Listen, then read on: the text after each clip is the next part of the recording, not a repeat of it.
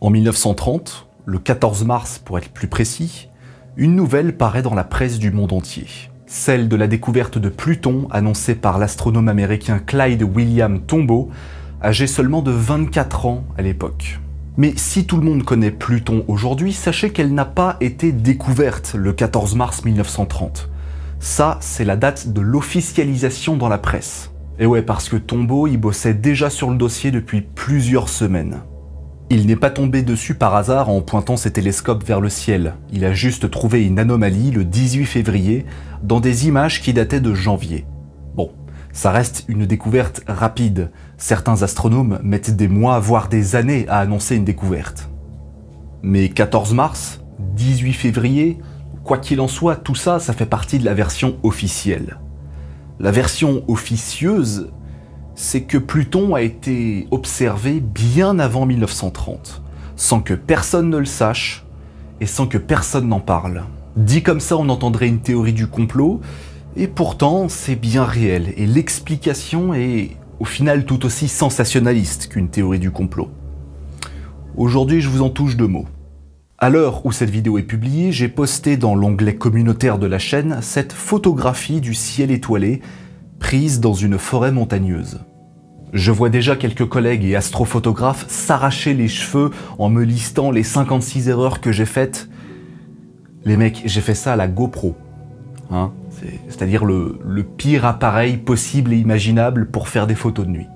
D'ailleurs, le côté granuleux de l'image n'est pas dû à la pollution lumineuse, mais juste que c'est une GoPro quoi. On est loin de la qualité de James Webb, mais on arrive quand même à voir quelques trucs. La majorité de ce que l'on regarde sont des étoiles, représentées par des scintillements à la lumière ténue. Et les plus brillantes sont connues depuis les débuts des civilisations humaines, ainsi que les 6 premières planètes du système solaire, Jupiter, Vénus, Mars, Mercure, Saturne et la Terre. Oui, je le dis dans le désordre, je fais ce que je veux. À chaque fois que je regarde ce genre d'image, je me pose toujours la même question. Est-il possible de découvrir un objet, par hasard, sans le savoir ? Est-il possible de détecter quelque chose de nouveau mais par erreur? Eh bah ouais, et ça arrive tout le temps en fait. Bon, évidemment les astronomes ne s'en rendent pas compte puisqu'ils ne savent pas que ce qu'ils viennent de découvrir est quelque chose de jamais vu auparavant. Ou alors, ils s'en rendent compte mais considèrent que c'est juste une étoile lambda et passent à autre chose. Monumentale erreur. C'est ce qui est arrivé à John Flamsteed en 1690, 1690. Je traduis. Bref, en 1690, lorsqu'il observe une étoile qui n'apparaît dans aucun catalogue de l'époque. Il se dit que c'est pas mal, mais sans plus. Il va donc la renommer 34 Tauri et ne va pas plus s'y intéresser que ça. C'est dommage parce que s'il s'y était un minimum intéressé, il saurait que 34 Tauri, sur le long terme, ne se déplacent pas avec le ciel étoilé. Il se déplace beaucoup plus rapidement, ce qui veut dire que ce n'est pas une étoile. C'est un objet qui est beaucoup plus proche de nous et qui n'est pas dans l'espace interstellaire. On se rendra compte des siècles plus tard que Flamsteed, en analysant les données qu'il avait répertoriées, avait en fait découvert Uranus. Le mec est passé à 2 doigts d'officialiser la découverte de la première planète depuis l'Antiquité. Mais on ne peut pas lui reprocher ça. Il va pas s'en mordre les doigts car Uranus sera officiellement détecté en 1781 par William Herschel, c'est-à-dire un siècle plus tard. Flamsteed avait rendu l'âme en 1719. Mais n'empêche, ces négligences des astronomes sont arrivées une paire de fois, et certaines sont plutôt légendaires. Mon exemple préféré, c'est avec Neptune. Urbain Le Verrier avait prédit la position de la planète par le calcul en 1848, et son existence sera confirmée quelques jours plus tard par l'astronome Johann Gottfried Galle. Sauf qu'on s'est rendu compte, en fouillant dans les archives des travaux de Galilée, que ce dernier avait observé la planète en 1612, soit 2 siècles avant la prédiction de Le Verrier. Galilée est passé à côté de découvrir une planète. Qui plus est, une planète encore plus lointaine qu'Uranus qui n'avait toujours pas été découvert. Ça serait la classe, et c'est dommage pour lui, même si, bon, ça n'enlève rien à l'héritage scientifique colossal qu'il va laisser aux générations futures. Et c'est pareil avec Pluton, sauf que là c'est pas la même parce qu'il y a eu beaucoup plus de prédécouvertes et pas juste un type qui observe un truc par erreur. Bon, en même temps, c'est plutôt logique puisqu'au début du XXe siècle, les optiques se sont grandement perfectionnées. Il était donc plus facile de détecter des objets qui ne l'étaient pas des siècles auparavant. On estime que Pluton a été observé à 14 reprises avant sa détection officielle en 1930. La première prédécouverte, clairement identifiée, vient de l'observatoire de Königstuhl en Allemagne en 1914. Mais certaines sources remontent à 1909 avec des photographies du ciel de l'université de Chicago.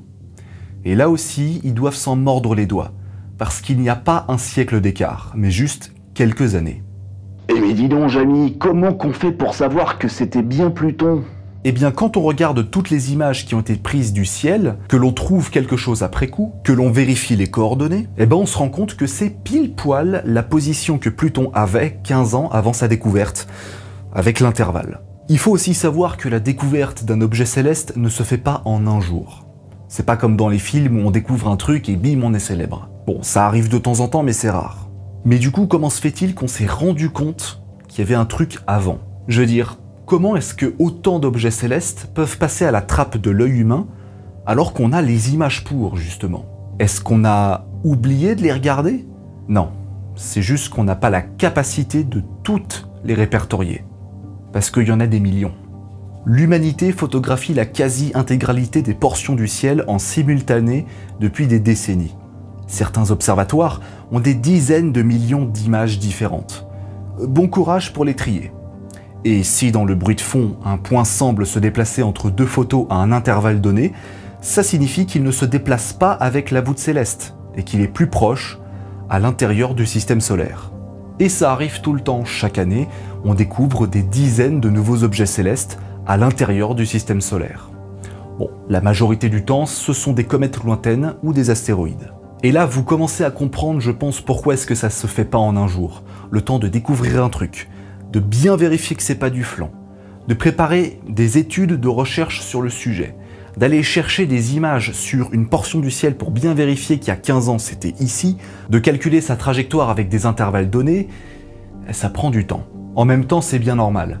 Personne n'a envie de publier un article scientifique pour témoigner de la découverte d'un nouvel objet dans le système solaire, tout ça pour se faire démystifier quelque temps après par tout le monde.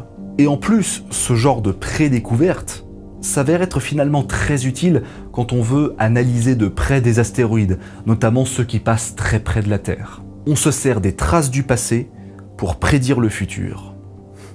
Ah, c'est beau ce que je dis. Quand on découvre un astéroïde par radar et qu'il suscite l'attention des astronomes et des médias, on essaye de calculer sa trajectoire pour connaître son orbite en prenant de nouvelles photos radars avec un intervalle de temps donné pour calculer sa vitesse dans l'espace. Et quand on a une estimation de son mouvement propre dans le système solaire, on peut vérifier que c'est vrai en allant chercher des images d'archives du bruit de fond avec les coordonnées célestes où devait se trouver l'objet dans le passé à un certain moment. Et si c'est le cas, c'est que la trajectoire est correcte et que les astronomes ont vu juste.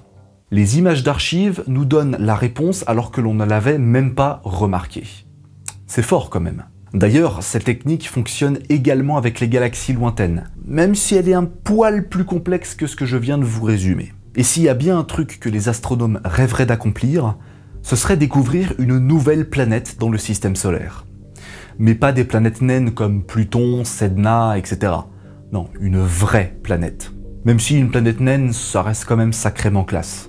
Je parle bien entendu de la fameuse planète X, celle qui est censée répondre aux anomalies gravitationnelles de Neptune. Mais les images du bruit de fond se comptent par dizaines de millions, et cela prend un temps considérable de les trier manuellement. Il y a quelques années a été lancé un projet participatif du nom de Backyard Worlds. C'est un site qui vous permet de vous créer un compte et d'analyser des centaines d'images avec un intervalle donné, et si jamais vous trouvez quelque chose qui se démarque du ciel étoilé, eh ben, félicitations, vous avez découvert un nouvel objet dans le système solaire. Alors, ce n'est pas forcément une planète, mais imaginez être son découvreur. Ce serait pas mal, non? Depuis 2017, plusieurs millions d'images ont été classées et répertoriées. On y a trouvé des trucs, mais pas encore de planètes. Ça reste néanmoins une brillante manière d'utiliser l'intelligence collective. Maintenant, imaginez que ces prédécouvertes n'existent pas, que Galilée a bel et bien découvert Neptune et s'en est rendu compte en 1612, que Uranus a été découvert dans le même siècle, ça veut dire qu'on aura eu accès à beaucoup de données des décennies auparavant, ce qui aurait profondément changé le cours de l'astronomie. Comme quoi, ça se joue à pas grand-chose. Désormais, vous savez que l'on vous a menti sur la date de la découverte réelle de Pluton, que Galilée a observé Neptune sans s'en rendre compte, et que les data centers sont probablement remplis d'images de télescopes ayant capturé les photons reflétés par un nouvel objet céleste dans le système solaire, mais sans que l'on s'en aperçoive encore. Peut-être que nos optiques ont déjà découvert la planète X, et qu'elle est répertoriée dans quelques images à trier parmi les dizaines de millions d'autres. Et en attendant de la trouver, vous pouvez toujours vous abonner à la chaîne, partager mon travail, mettre un petit pouce bleu, un commentaire, activer la cloche, et regarder mes autres épisodes. À la prochaine!